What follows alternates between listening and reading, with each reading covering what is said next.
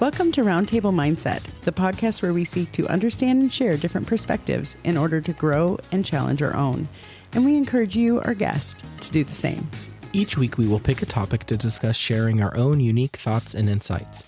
There will be times when we won't agree, and let's be real, that's probably going to be most of the time, and that's okay. We feel it's important to understand that we can live in this polarized world and still respect one another and even be friends.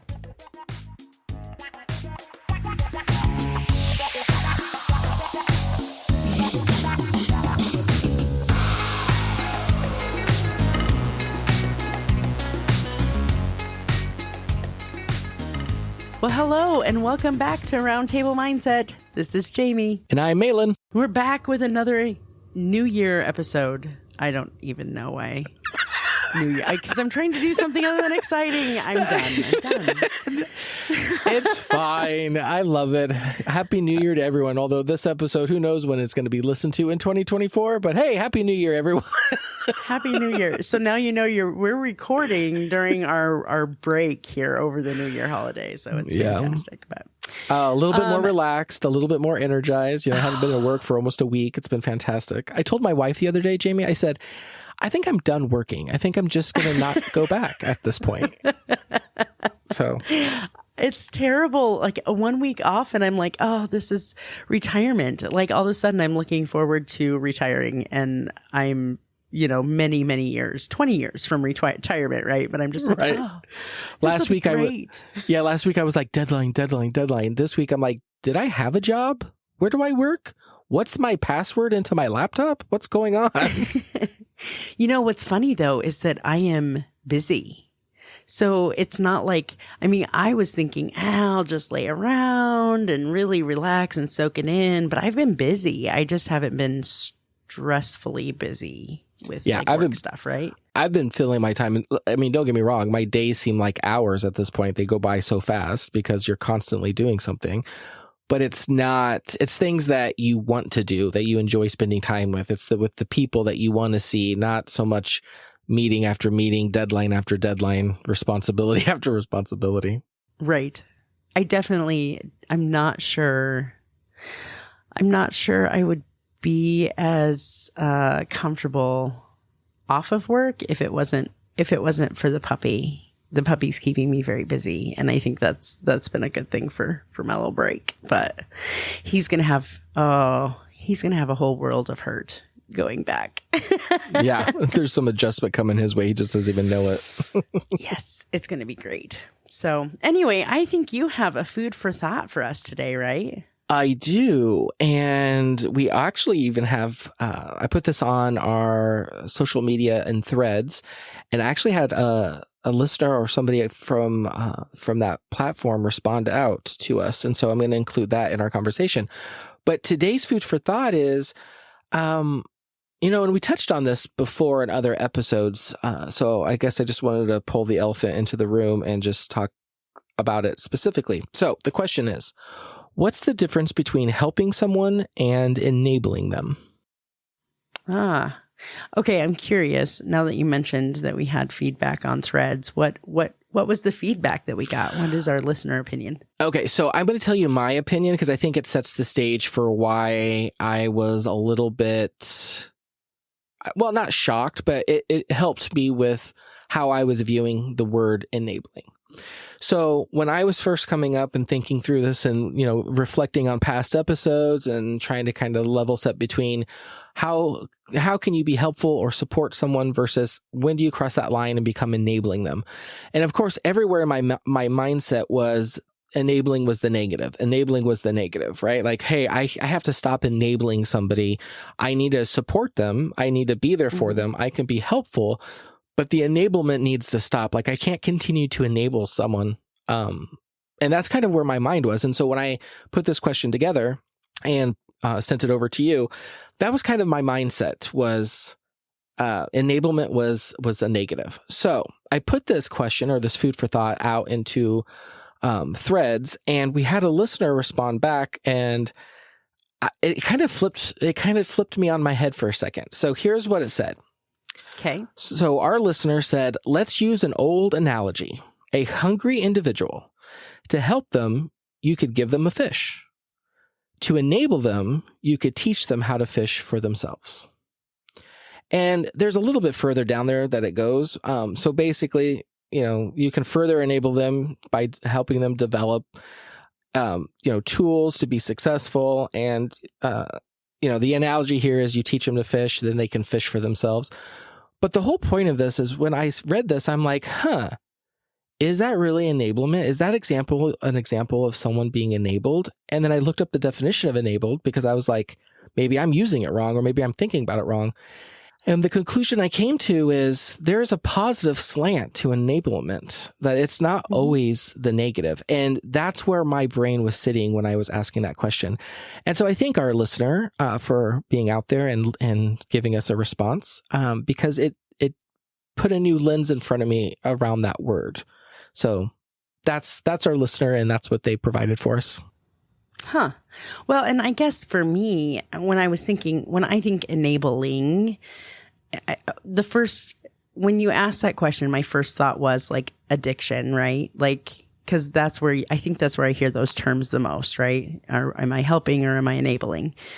And in my work, we really do kind of take away, like, the word helping isn't something that we like to use when we're supporting others, like through a peer support lens, because helping implies that I have some power, right? That I have something you don't have, and I'm going to help you with that.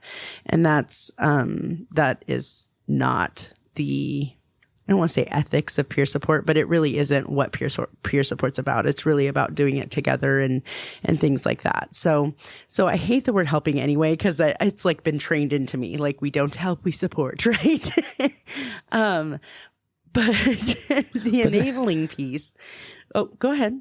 No, not to pick at that, but I have to pick at that for a second. So somebody who's not been trained in your field, I would see them synonymous. So support and help, because you can support somebody by giving them knowledge that they didn't have before. And I can see the partnership that you're talking about. So it's not like I'm void of understanding that piece of it.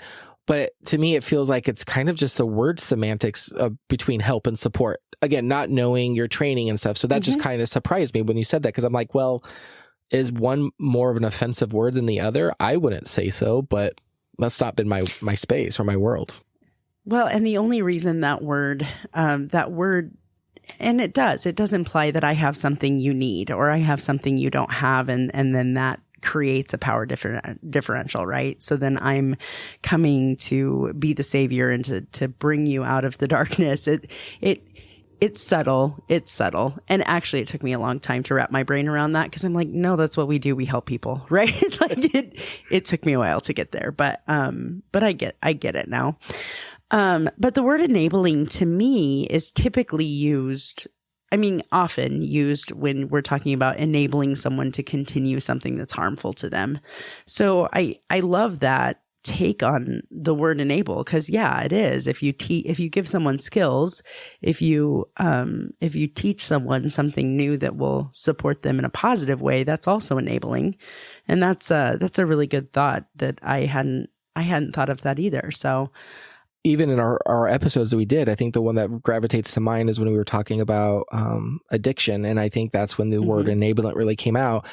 And again, you always, at least I do, when I always hear we need to stop enabling them, you need to stop giving them the resources they need in order to continue those bad behaviors. Well, when our listener kind of provided this new perspective, or this new perspective, I tried to apply it to my life. And so I was like, okay, have I positively enabled anything or anybody? I'm going through work, going through relationships. And the last thing I thought of was, well, I'm enabling my kids to be self-sufficient. Like all what child rearing is about is teaching your children how to be independent from you. And so you're enabling them to be, you're giving them and showing them skills that they're going to take beyond your household and your influence into their own worlds, into their own lives. And so it kind of struck me like, oh, I do that on the daily. I just don't think I ever recognized it as I'm enabling my children to be self-sufficient. Yeah. Well, and when you asked me that question, my thoughts went to like, it's a motivation thing for me. So if I'm helping someone, if I'm trying to help them get out of addiction or whatever. And I'm not talking in my work because we don't help. But if I'm helping someone, typically my motivation is focused on them and their success and what's best for them. Whereas when I'm enabling someone, a lot of times I'm getting something out of that too. So it makes me feel better. So if you have a scenario where, let's say, the third child that I don't have, it has an addiction problem, because I don't want to lay that on either one of my two kids.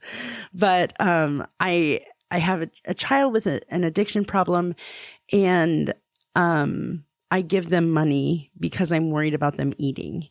And giving them money is making me feel better, right? Because then I don't have to worry as much about them not eating, even though I may know that they're going to take that money and go do drugs. But I feel better in that moment when my kid is sitting here begging me for cash, or, any number of things like that. And so I feel like there's some level of motivation behind that. Is it something to make me feel better too? Or is it something that's truly designed to help you move forward and do whatever positive thing that you have to do?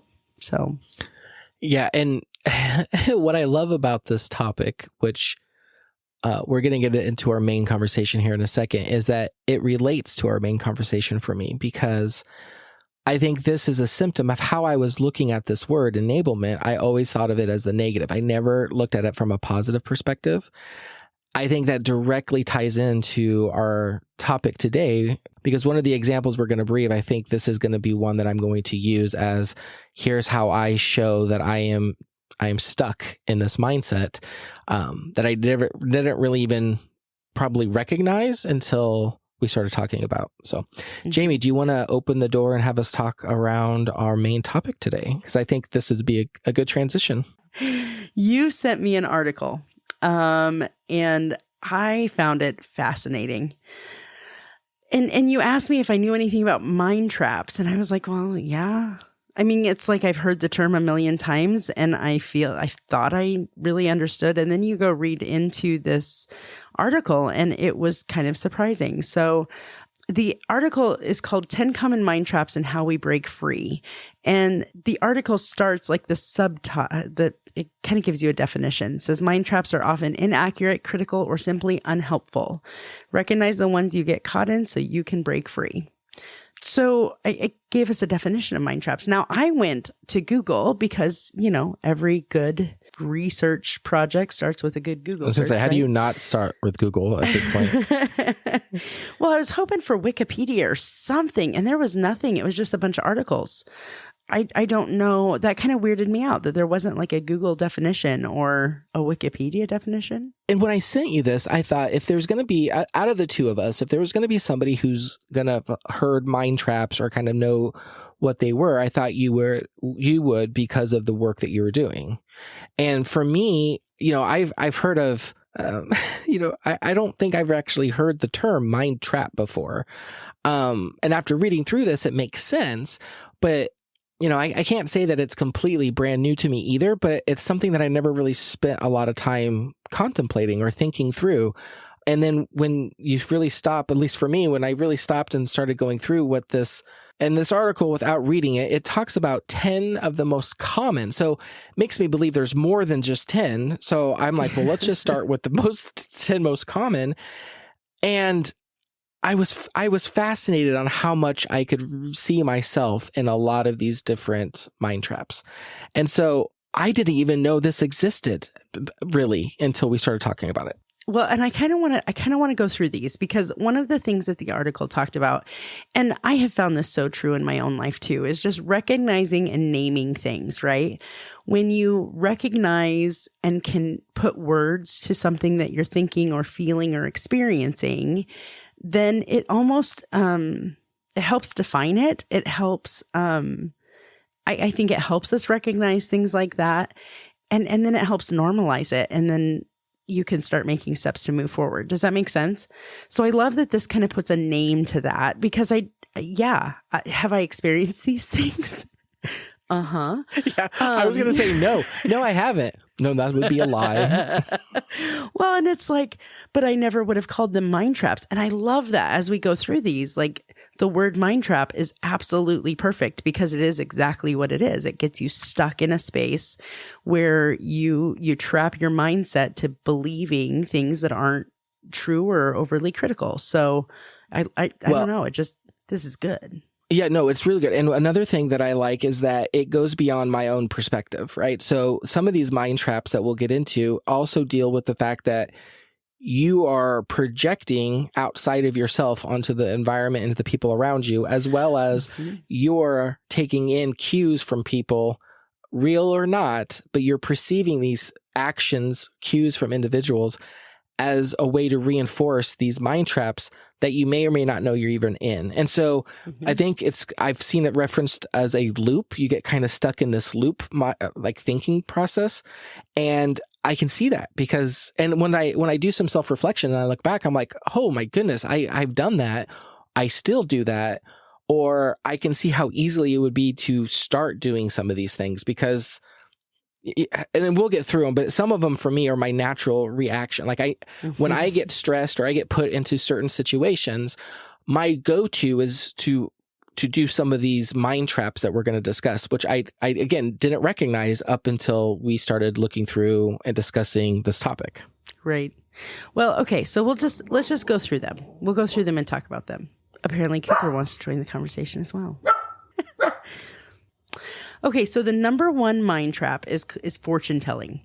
So some of the phrases, so each one of these, they kind of give you a few phrases that helps you visualize or I guess actualize in my case. I have to tell you, I feel so exposed. This is a really hard episode because I'm like, hi, my soul is out there for all you to see now. Regardless of what the title says, the subtitle is Jamie's Soul. A little bit. Okay, so this one, I'll always feel overwhelmed.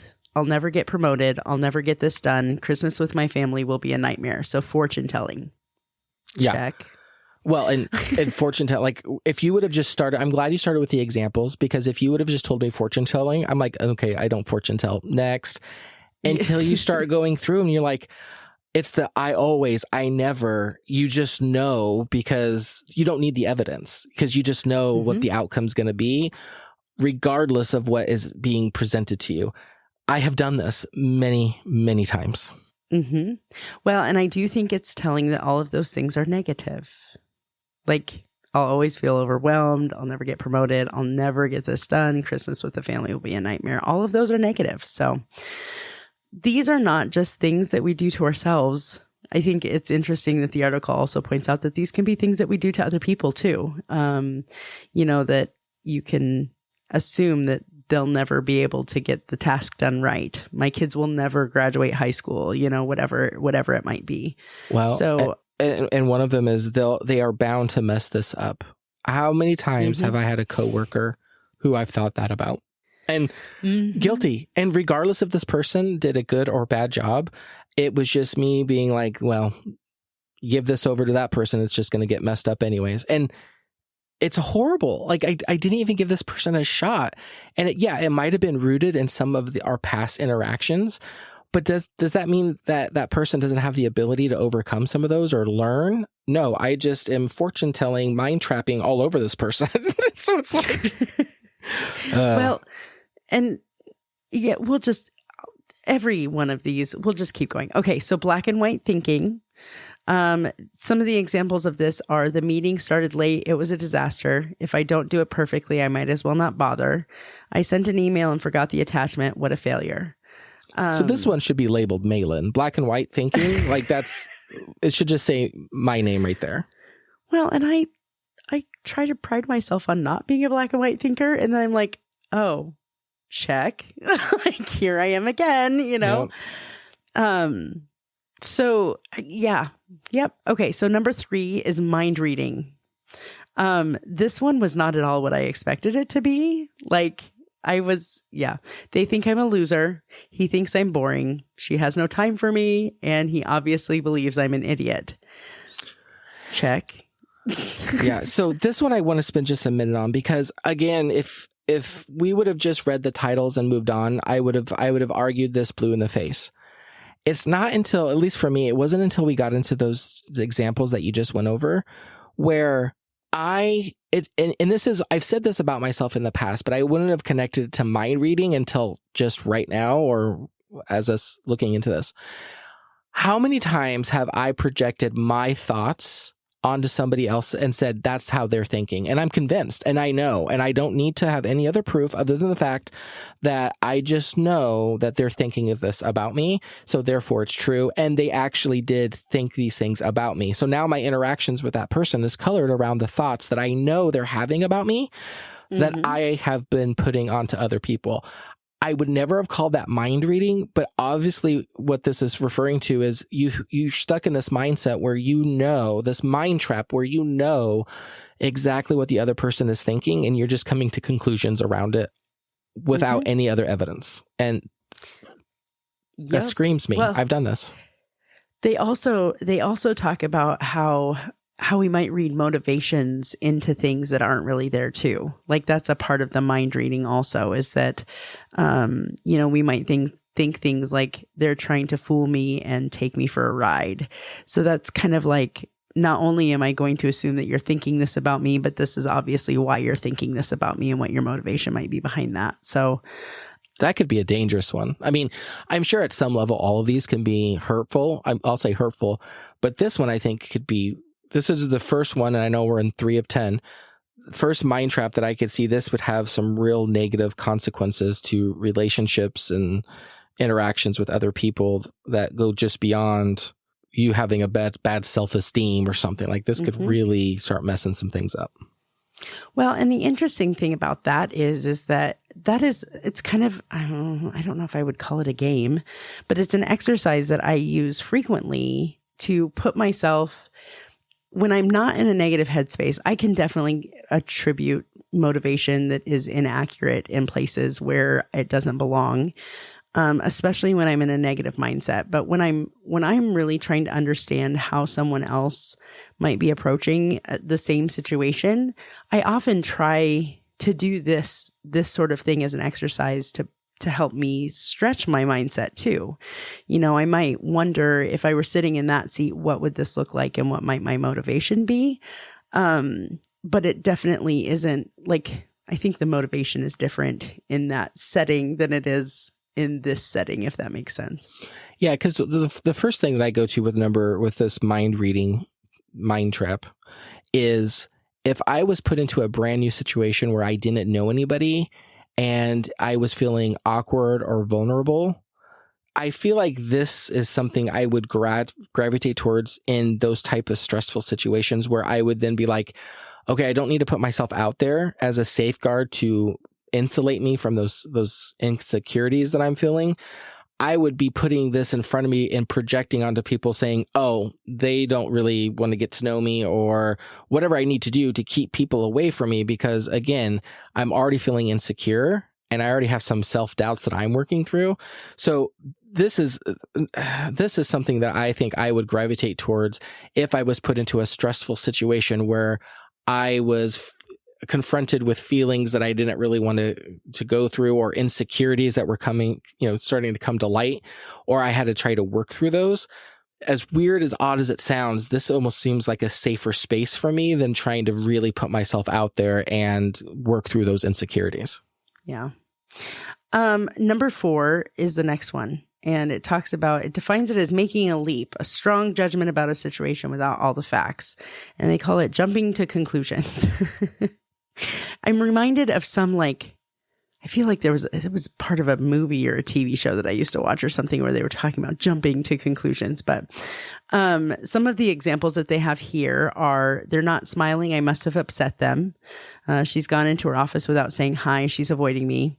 He's so quiet, he doesn't like me.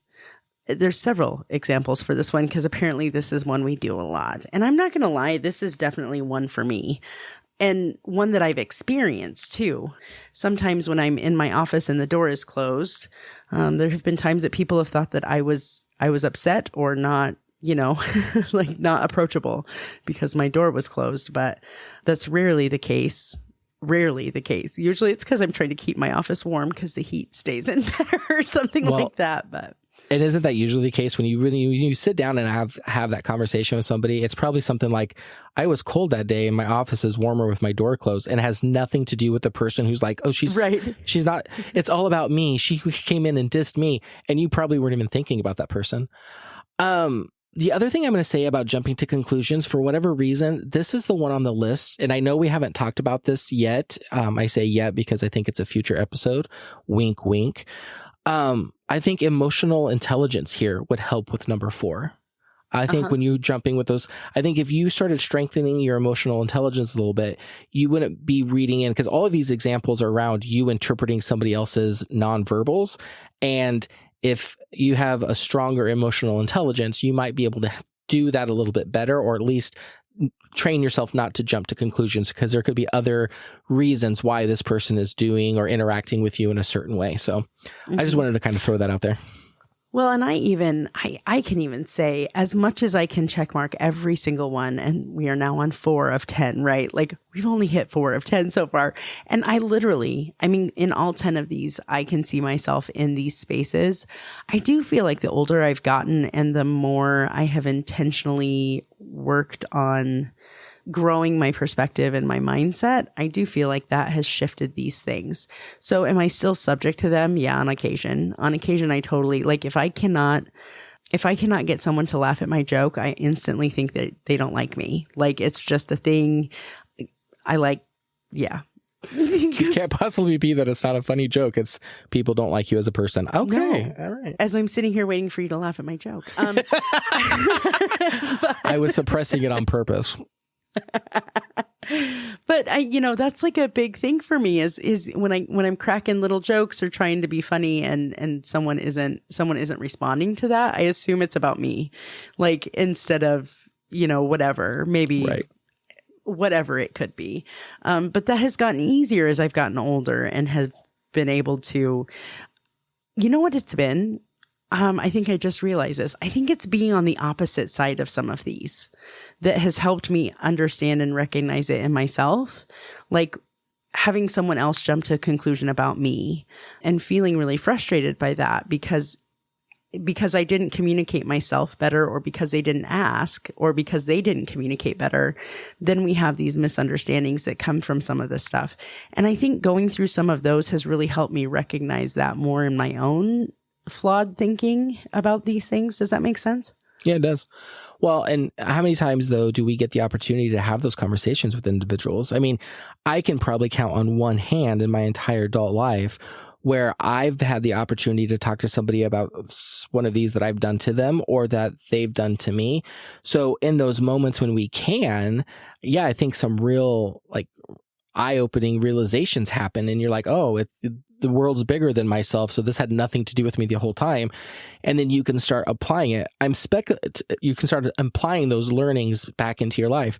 I'm speculating here, though, just based off of my own experience, which is that doesn't happen very often.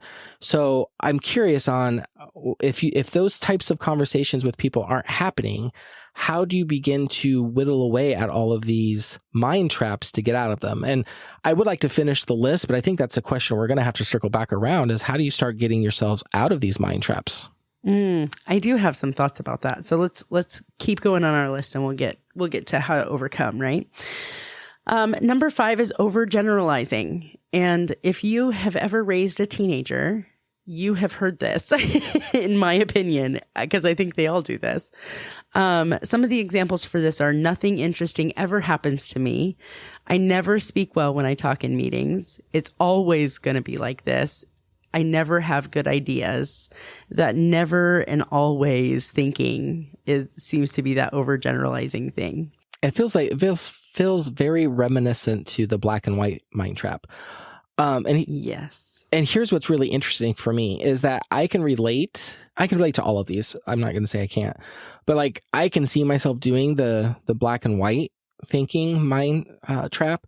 This overgeneralizing, though, I've spent a lot of time trying to get out, because the younger version of myself was always never like there. It was absolutes. I think I've mentioned this several times.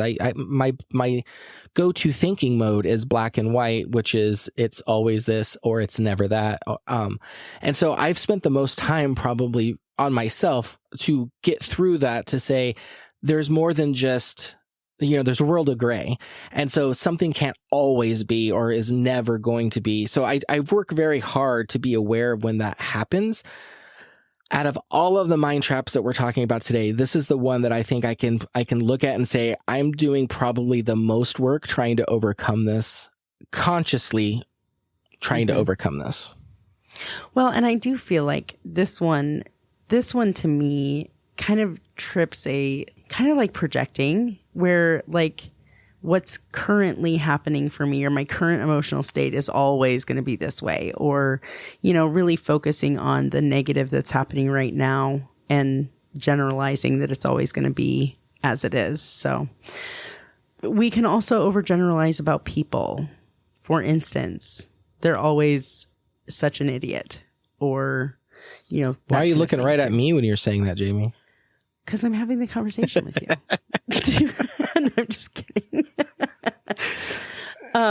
So yes. Okay. This next one is, it is so me. This is my go-to. Catastrophizing. I don't even like saying it because it's really not my favorite thing about myself. So, you might find yourself thinking things like, my boss doesn't like me, I'm getting fired, and I'll never work again. Or, people will see I'm a bundle of nerves and they'll never respect me. I had an argument with my daughter, now she's going to hate me. My son failed his test, he'll never get a job. They messed up, this project is doomed. I still do this. This is something that I really have to check myself on frequently. Like, I messed something up, so I'm a crap mom, or, whatever those things are.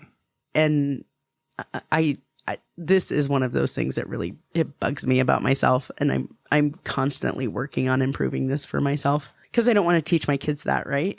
Right. You don't want to pass this trait on to be like, hey, do this because this is what mom does, or, Right. That's right. what they see.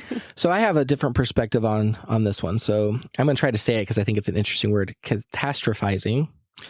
Because there's some of this on a personal level that I have to work through too, right? There's some times that, in my job, I might hit a rough patch and be like, okay, this is it. They're going to find out. I think we even talked about it on the podcast, imposter syndrome, right? Like, all right, I made this one mistake, and so now I should be fired and everything, yada, yada, yada. That's one lens of it. So here's the other lens I think is different. For my line of work, Jamie, I have to use this almost as a muscle, because what I have to do is I have to figure out, when I analyze systems and processes for the business, for IT to build, I have to think of the worst case scenarios. So I have to go into those places of what could be the absolute worst thing. If we don't get this right, what's the worst thing that can happen? And that helps me build out a contingency plan in order for it not to have this scenario come true. And I would also extend that into, we just talked about self-reviews not too long ago. When you start thinking about what's the worst part that can happen, it can help you come with contingency plans to ensure those don't happen. So to me, number 6 is splitting me, because yes, I agree with everything you said. And personally, I go through some of the stuff on my as well. But then there's a whole nother layer where I'm almost using this as a tool in my job to help prevent worst case scenarios. And so it's kind of interesting, that I use this as, this is a mind trap for me as well as a professional tool. Very, very interesting. Well, and I'll be honest, one of the ways that I work through this catastrophizing thing is that I get it as bad as it possibly could get, right? So a friend of mine did that with me once, because I was catastrophizing over, I don't know, something mundane and not even a catastrophe, but I was making it a catastrophe. And she was like, well, then what happens? And then what happens? And then what happens? And I was like, well, and then we die. Well, then you won't really be worrying about this thing anymore, will you? Right? Like, I mean, it was the perfect, ridiculous example of what I was doing to myself. You know what I mean? And so sometimes I still do that. I'll take it as far as I can to the most ridiculous thing ever, because it helps me really put it in perspective and remember that it's probably not as big of a catastrophe as my mind is making it at the moment. You know what I mean? Well, how many times though you hear this all the time. Don't make a mountain out of a molehill, right? To me, that's number 6, where if you're stuck and everything's a big deal. And for somebody else, I mean, I had a relationship with somebody where everything was a big deal. Oh, I am sorry I'm late by half an hour. I burned the spaghetti and I had to go remake a whole new meal because, this whole meeting would have been ruined if I didn't bring something to eat. And it's like, we have other food here. It's fine. Like, it's not a big deal. and so to me, that's what this screams is every time. And I've been accused of that too. You see something and you just know it's so major that other people are going to be as equally impacted, if not impacted more than what you even making it seem like. And in actuality, it's probably one of the most mundane, small, insignificant things that can probably happen that day. But at that moment, it seems like it is the whole entire world. It's the entire enchilada. Yes. So number 7, negative filtering. Again, the words are the titling, I guess, what they're naming these things are not something that I necessarily gravitated towards until I started reading some of the examples. So this is about focusing on the negative and ignoring any positive things that could happen. Some of these examples are, my review said I was doing well, but could communicate better. It was terrible. Yeah. Hello. It would have been okay if I hadn't got that negative comment. I'm learning the dance routine, but always mess up on that one step. My memory is so bad. Yep. All I can think about is that one comment that he made. So these are some examples of that negative filtering. And I don't know about you, how often that happens to you, but you've heard of the compliment feed, the compliment sandwich, I was just thinking feedback. that, Jamie. I was like, yes. I'm like, okay. I was just about to say, to me, I'm speculating here.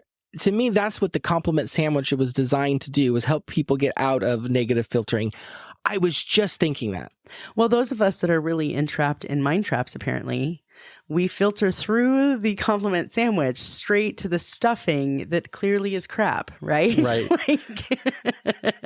Well, because that's exactly how it works for me. And I hate that. I hate that about myself, is that I hone in on that negative comment. And that is all I can focus on, is that one thing that I really needed to fix. Right. And here's the worst thing about number 7, in my opinion. We talk all the time about feedback. I mean, here on our podcast, we're talking about different perspectives, and sometimes getting a different perspective is getting additional feedback. That might be on subjects that we're really personal or we're really passionate about, or it could be that it's being asked to give us feedback on us personally. And if all you can ever do is just listen and fixate on the negative, you're missing, I think, the whole point of the feedback. And yes, there may be some negative feedback in there, but I guess I don't want to sit and just fixate so much on that, unless it's going to be, how can I make myself better? How can I move on? How can I grow from this? But number 7 to me feels like you feel like I'm reading a little bit into this, but these examples almost feel like all hope is lost because of this comment, when really it should be, look at this feedback I'm getting and this opportunity to do something different or do something better. Or just because somebody gives you that comment or that feedback doesn't mean you have to take it and apply it anywhere. It might be valid feedback, but it might be something that is intentionally where you don't want to go. And so therefore you just kind of push it off to the side. Number 7 here, that negative filtering, feels like once you hear that, everything else kind of just shuts down for you. At least that's how I'm interpreting it. Well, and I think for me, and most of these, if we're being completely honest, most of these I'm much more susceptible to if I'm not doing well. You know what I mean? If I am not in a positive space, if I'm under a lot of stress, if I am not taking care of myself very well, I'm much more susceptible to these things than I am when I'm strong and well. You know what I mean? So that is definitely one of those, because I tend to automatically negatively think about myself more when I'm not doing okay. So then it's easier for me to accept the negative feedback from others. But if I am in a good headspace, then I can weed through that a lot easier and be like, okay, no, I'm going to take that as a learning opportunity, and I'm going to process that, but I'm not going to let it impact me and drag me down. So, okay. Number 8 is labeling. Again, this is a worthless title until you start seeing the examples, right? These are all about judgmental words that we use to describe ourselves. So some of the examples of this are... Or other people. That's kind of where I fall into this. That's true. Or other people. Yes. Sorry, I did miss that one. Some examples. You might find yourself thinking, I'm terrible. I'm useless. I'm a bad friend. I'm a crap mom. I'm hopeless. And they are so stupid. So yeah. This one is, I don't know, because this hits so close to home for me. And this is probably the one on the list that I'm probably the most, if I want to say, embarrassed by, because there's a lot of times I label people and I label myself. And I think a lot of it has to do with how I see the world. And again, my comfortable spot is black and white. Labels help me put things in black and white. And I think that's just for me, how I look at the world. And I'm trying really hard to change all that. Labeling for me helps compartmentalize people into areas where then I can start applying some of these other mind traps, right? Like, I always know you're going to do this because I put this label on. So therefore, this is the only attribute you're really going to have. So I'm going to put you over here. And then I'm going to put you with this other label and put you in this other section. And then some people I've labeled and I put them out of my life because they're wearing the label that I don't want in my life. And so I'm probably the most embarrassed because for number 8, labeling, because this is what I do. And I work hard on all of these. I think I can say I work really hard, but labeling is one of those things that I sometimes don't even know that I'm doing or have done until I really take a step back and look at the situation. And there's been times I've had to go to people and apologize, not for labeling them, but maybe of how I've treated them. But number 8's hard for me because it's such a natural reaction that I do it, that sometimes I don't even know that it's being done or that I'm doing it. Yeah. I think I used to be really terrible at labeling other people. And I do think it's part of that categorizing and things like that. I think I am much worse about labeling myself, but I feel like it goes into so many of these other ones. For this one almost meshes with some of the others for me, like to assume that to go straight to I'm never going to succeed, like catastrophizing along with this. Like, yeah, I'm labeling myself a terrible human being because I failed at this one thing and I'm never going to succeed at it, right? Like, I mean, I could put 5 or 6 of these in one sentence probably about myself pretty quickly. Again, when I'm not doing well, when I'm buying into those beliefs about myself, I'm pretty quick to do that too. So number 9. We still have 2 more to go. I know, right? Emotional reasoning is when you mistake feelings for facts. Again, the title got me because I would have been like, I am not an overly emotional person. This doesn't make any sense to me. Until you start saying that, even that first statement. When you mistake feelings for facts, how many times probably on this podcast have I said the words, I feel blah, blah, blah, blah. I feel blah, blah, blah, blah. It's just part of my language. Mm-hmm. Well, and some examples of these, I feel stupid becomes I am stupid. I feel scared becomes there must be something to be afraid of. I feel jealous becomes they are cheating.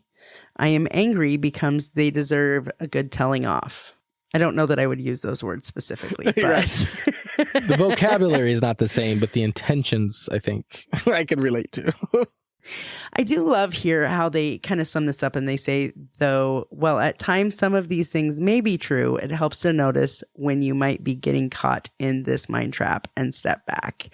That sometimes being in that feeling, you jump to these conclusions. See, again, we can just mush them all together right. and it's a whole hot mess, but sometimes those things might be true. You might assume I feel jealous becomes they are cheating, and maybe they are cheating. Maybe that's the reason you're feeling jealous. You know what I mean? So I've not really heard these called mind traps before, but in my professional world, we had a training a couple years back where one of the sections of there was feelings are not facts. And so it was a whole segment into this training that we were doing as we were learning to have open communication and dialogue. And that's kind of when the, emotional intelligence came in and how to read the room and, not just to jump to conclusions and blah, blah, blah, all this stuff. Number 9 was, there was a whole section and it was called Feelings Aren't Facts, which means you may feel a certain way, but that doesn't mean it's true. So you may feel a certain situation, again, she came into the office and went right into her closed the door behind her. She's mad at me. Well, I feel like she's ignoring me because whatever the situation is. Again, it's a good reminder to say feelings are not facts. They don't always equal each other. Now, could there be indications that you should probably go investigate? And that's what this whole training taught me was you don't just stop with those feelings, right? Don't validate those feelings or make those feelings facts just with no other evidence. If you see those or you have those feelings, go to the person that you think is doing what you're feeling and have that conversation. And again, all of this boils down to have that open and honest conversation. Because what would it take to someone come and knock on the door and say, hey, are you mad at me? Because it feels like you kind of just walked right past me and it feels like you're kind of giving me the cold shoulder. I just want to make sure we're good. And at least give the other person the opportunity to either say, well, yeah, I am a little mad and here's why. And you talk through it, or say, oh, heavens, no, I wasn't even thinking about that. Something before I left home happened. I was thinking about that and I just went right into my office because my mind was preoccupied. Either way, you kind of start having no longer your feelings or what's fueling it. It's the facts that you're finding out. So I remember that section very well. Although, again, it wasn't called emotional reasoning or mind trap. It was feelings are not facts. Number 10. Number 10, should statements. Now this one, the title was, I totally got it as soon as I read the title. Should. Don't shit on me is one of the things I've learned about this one because I have done this. You get caught in rules about how you or other people should think, feel, or behave. So some of the examples of this are, I should always know what to do. I shouldn't feel upset. I should be better at this. I must control my feelings. I can't tell them what I need. They should know how I'm feeling and do something about it. These are, man, this is a tough one. This is a tough one because I think we all have a preconceived expectation of how we and others should respond to things and what is expected. Like, it's almost like our own internal expectation of what that is. And part of working with people for me has been setting that preconceived expectation aside and understanding that my expectations for myself are one thing and I have the right to have those, but I don't have the right to have an expectation on somebody else and how they respond to a situation. And at a training one time, they gave us a slide on the overhead that said, don't shit on me. Don't shit on me. Yeah, So I love that. I kind of took that to heart because I do. It's a shame you should be doing this or you should expect that is kind of it's a bad thing, not a good thing for a relationship. Yeah. And I think the closest, I've experienced this, don't get me wrong, but I think the closest that I've seen when it hasn't been me directly, so I could see this situation happening, I think, more clearly because I wasn't in it, was with my kids. Because when they're having relationships with their friends and something happens and they're really upset and you find out, why are you really upset? It's because, well, this situation happened and they should have done this. And it's like, okay, and I've done this a couple times. I've gone to my kids and I've said, well, why do you think they should have done that? And it always boils down to, well, that's what I would have done. Okay, well, now you're setting the same, you're thinking that they have the same expectations that you do and they would respond in the same way that you would. And that's probably not the case. And so you're upset because they're not reacting the same way you would have reacted in that situation. But I said, that's not really fair to them because you're implying that they would have done exactly what you would have done. And you're kind of setting yourself up for a disappointment. And so I've had to have that conversation with them a couple different times because it created hurt feelings because they thought my friend, was supposed to be there for me. Well, they were there for you. They just weren't there in the same way that you would have been there. Mm-hmm. Doesn't make it wrong, makes it different. And so there was a couple times where I've had to have those conversations with my kids because I've had to learn that, right? I've had to work through this on my own to say, well, this person didn't act the way that they should have. Well, how should they have acted? Well, they should have acted how I would have acted. Well, that's just a recipe for disaster because also what I'm learning is what happens if the way I would have reacted is also the wrong way to react to a situation and maybe what they're doing is the right way. So, should statements. Another piece of that too is, because I have also had this conversation with not just my kids, but people around me to say, hey, if you need me to respond in a specific way, I just need you to tell me. I'm your friend and I want to be here for you in the way that works best for you. So how can I be here with you? And it's important for us to be able to communicate that and say, hey, this is what I need right now, rather than just assuming that everyone understands the expectations we have. It's that assumed expectation. I think that's a mind trap they missed, actually. Well, and probably we're only talking the first 10. There's probably 1,000 of them. Who knows? Well, one other thing that was there that I thought is really good to call out, because I think these are cues, especially for this mind trap. It says, to notice when you're caught in this mind trap, watch out for keywords like should, shouldn't, can't, must, or mustn't. So I think that's good. I wish all of them came with little cues that you could kind of look for, but I just wanted to take a minute to say that, because I didn't see a lot of the other ones have indicators, really. I mean, yes, you take a step back and do some self-reflection and maybe walk away from the situations, you could probably get there. But this one was one that's like, if you're using these types of words, be careful. You could be stuck in a mind trap, which I thought, if they only all would come with cue words that you could watch for. Yeah. Well, and honestly, I think, to kind of talk about like, what do you do with these? I think one of the things that's important is that these thoughts, do I still have these thoughts? Yeah. Like every single one of them, I could probably say, I thought that last week, or I thought that this morning, right? The idea of a mind trap to me makes it seem like you can't get out, right? So it's like the repeat of these things. And when it happens over and over and over again, that becomes a mind trap. Now, to have the thought and then process it and move forward from that, I don't know that I that's not bad. That's part of learning to process and cope is I can have a thought and it doesn't have to control me, right? So I think all of us can have these thoughts and it doesn't necessarily have to be a mind trap.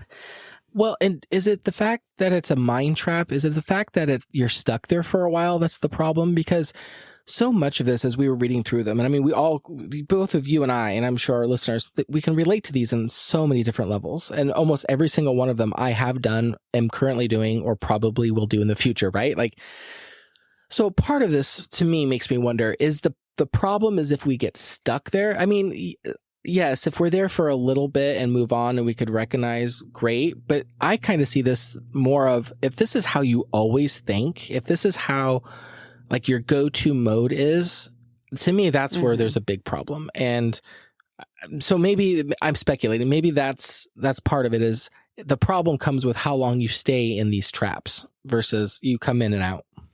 Well, and I have a friend who is a therapist, and they had talked once about how as human beings, we naturally kind of flow toward that negative thought process that, you really have to take some time and pull yourself out of that. And then when we are in times of stress, we go back to the most practiced behavior, right? So for me, and I have seen that is absolutely the pattern for me. It took a lot of work for me to stop going straight to everything sucks and I did a horrible job and it's all my fault, right? Those negative assumptions or self-talk places, I had to work hard to get out of that. But when things are hard, when things are really crappy and I'm really stressed out, that's the first place I go, that it's my fault. I did something wrong. And so we've talked about this 100 times, I think that's where it's so important to give ourselves some grace. And that's how I learned to get out of that myself, is to say, I'm not a horrible human being. I just figured out that way doesn't work, right? Like I may have failed that, but it's a try and I'm going to try something different. It's that forward focus that has helped me kind of get out of the continuous space of some of these mind traps. Do I go back there? Yeah, every once in a while I go back there, but I don't feel like I'm stuck in any of these things anymore, because I'm better, because my mindset is better. Yeah, no, and it's interesting because the older I get and the more tools that I have to kind of think about things beyond myself, I think it's the easier it gets to notice when you're in these traps. Again, I say that tongue in cheek because I wouldn't have called them a mind trap to begin with, but this negative thinking. And so I think for me, as I get older and I try to make myself as self-aware as possible, I think the first step is just opening yourself up to realize there's probably more to it, to the story. And if you're always thinking in terms of always and never or shouldn't and mustn't, and it's always the absolutes, I think that's a strong indication that maybe you don't know what mind trap you're in or negative thinking that you're in. But to me, those would be indicators that you are somewhere in the mix. And so there could be one to many different mind traps that you're experiencing.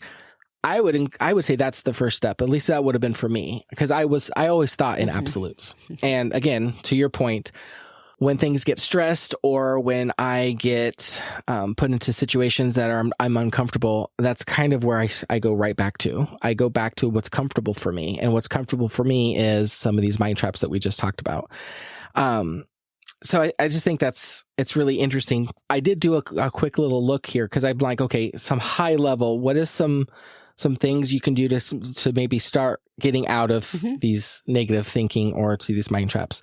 So there's 4 of them that came up really quick.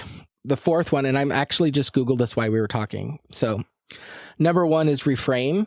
So think of it a different way to view the situation. So if your negative thought is, I can't do anything right, a kinder way to reframe that is, I messed up, but nobody's perfect.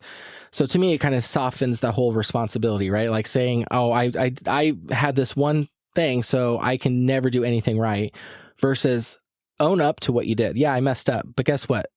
A lot of people also mess up, right? It's not that in my line of work, we say this all the time. People aren't on the operating table, right? So if we make a mistake in IT, we can fix it. No one's going to die on the operating table.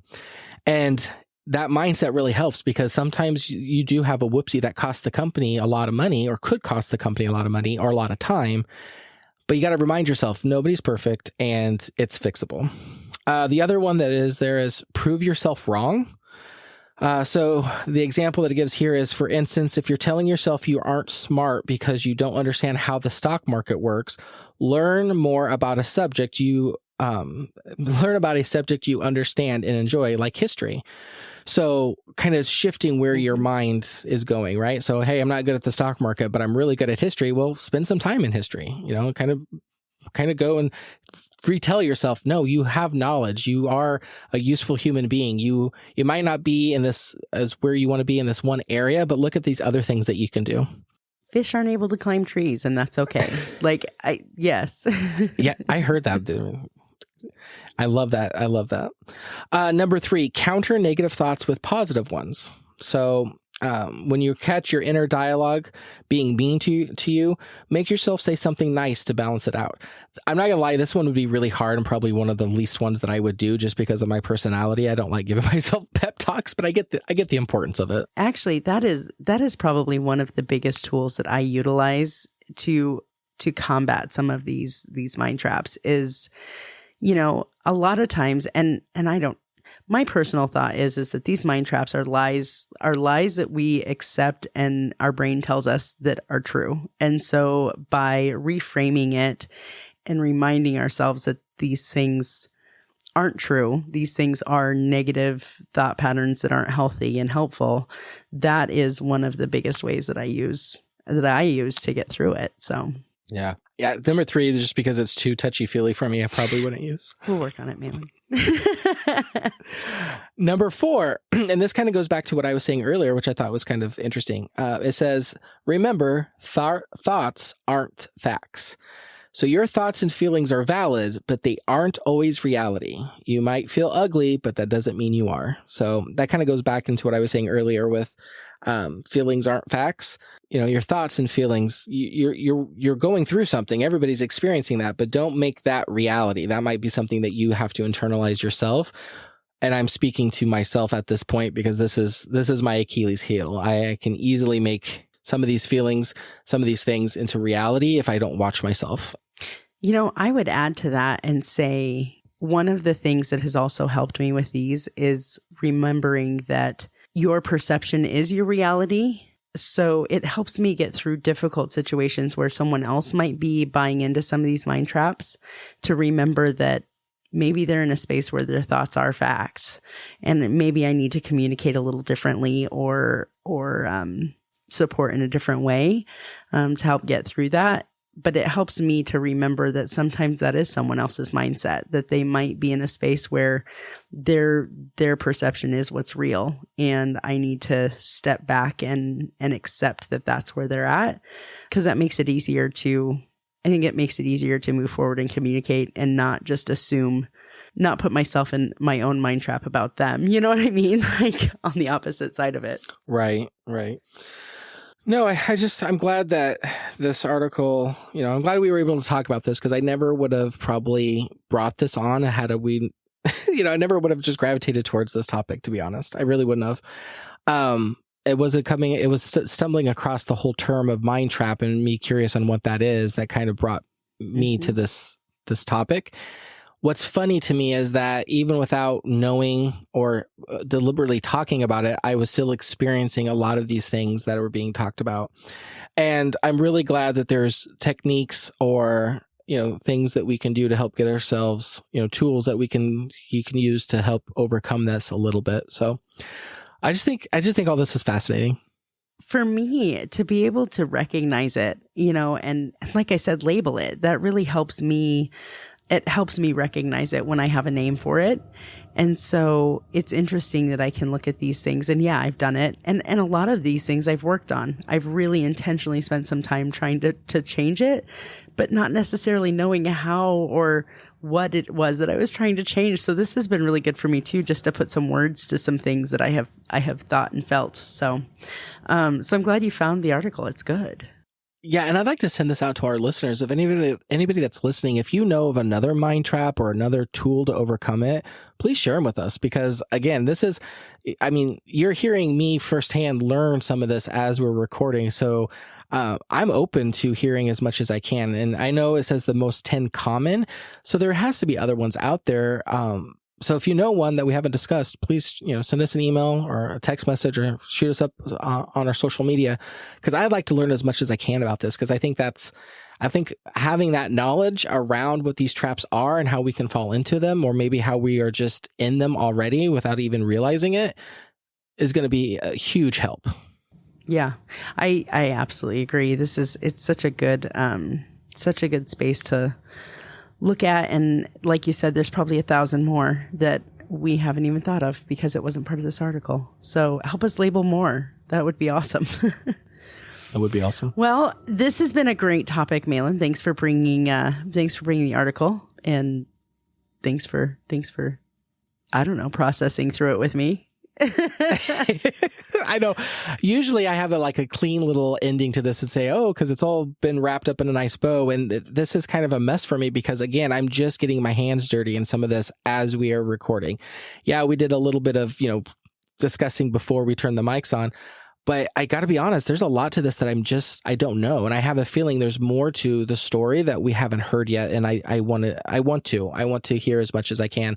Any tool that can help me in my personal or professional life work with individuals or better relationships. I don't know what else you could ask for, right? To being able to find ways that you can communicate with people better while still getting your point across without damaging other people, relationships, or even having them turn you off so they can't even hear what you have to say, even though it might be valuable. This is all really exciting. So, yeah. Thank you for bringing it. And thank you, everyone, for listening to our episode today. We'll see you again next week on Roundtable Mindset. Have a great day. Bye, everyone. Bye-bye.